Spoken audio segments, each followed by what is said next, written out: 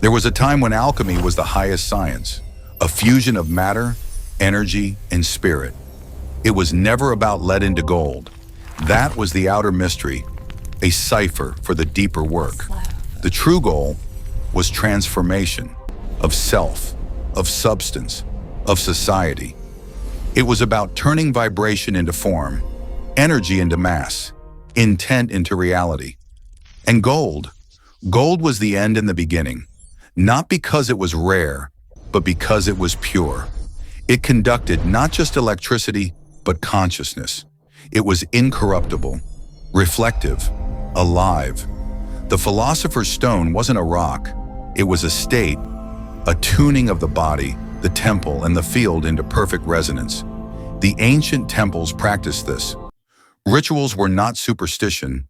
They were scalar modulation events.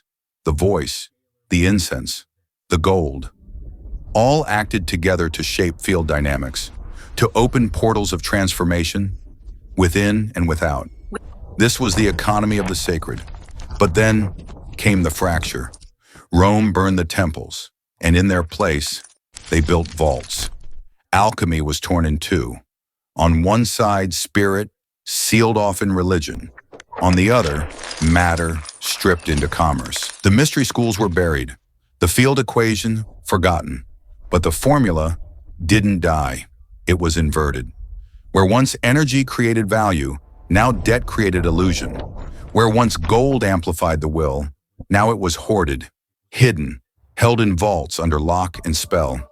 Banking became the new priesthood, the ledger, the new altar, the compound interest rate, the new god. But the sorcery remained.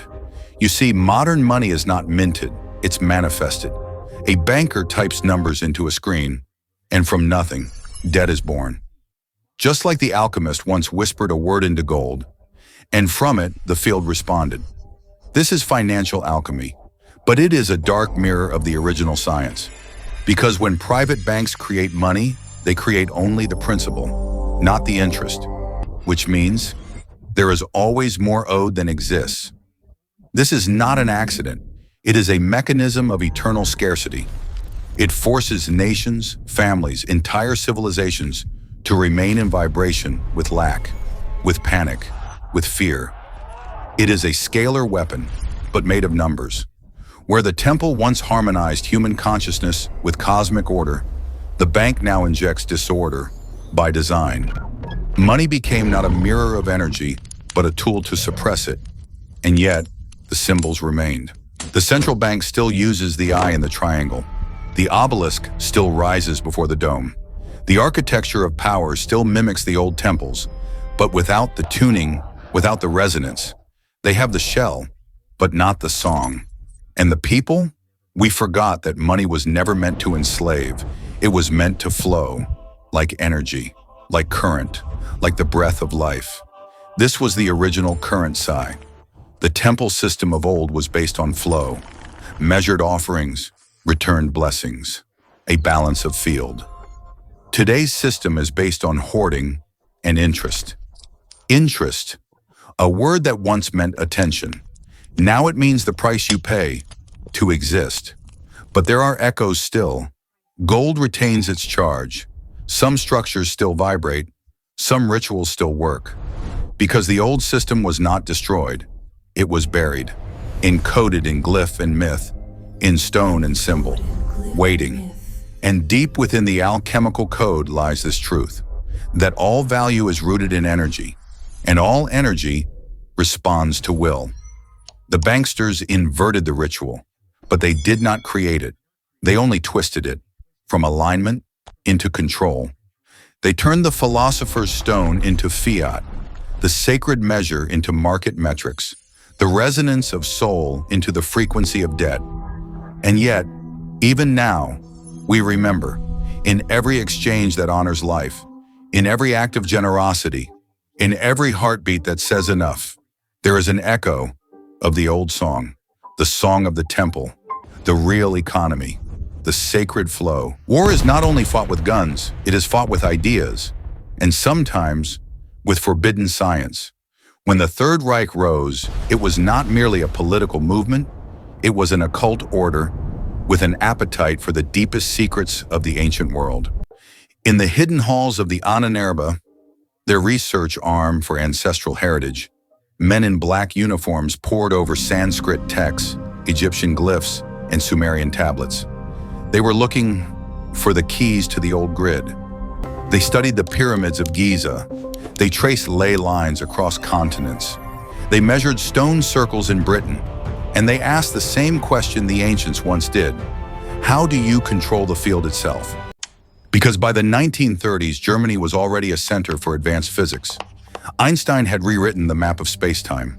But there were others, scientists working in the shadows, who rejected the official story. They spoke of the ether, a medium of subtle substance, the ocean in which light swims, denied by the textbooks, but whispered about in the laboratories. And the Reich listened. They believed the ether could be shaped, that torsion fields, twisting, spiraling waves in this medium, could alter gravity, bend time, and unlock power sources not found in coal or oil. They found echoes of this in the temples, the octagonal floors, the harmonic ratios, the magnetron-like patterns carved in stone. It was as if the ancients had already built what modern engineers were only beginning to imagine. Then came Die Glocke, the bell.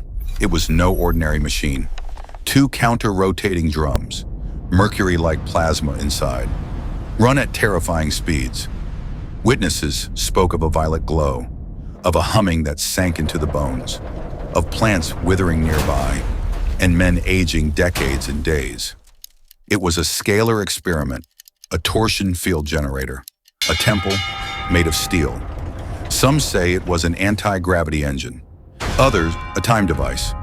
Whatever it was, it bore the same principles found in the Great Pyramid, in the ziggurats, in the floor plans of Minerva's temple. The Reich had pulled the old science into the new age, and they were not alone.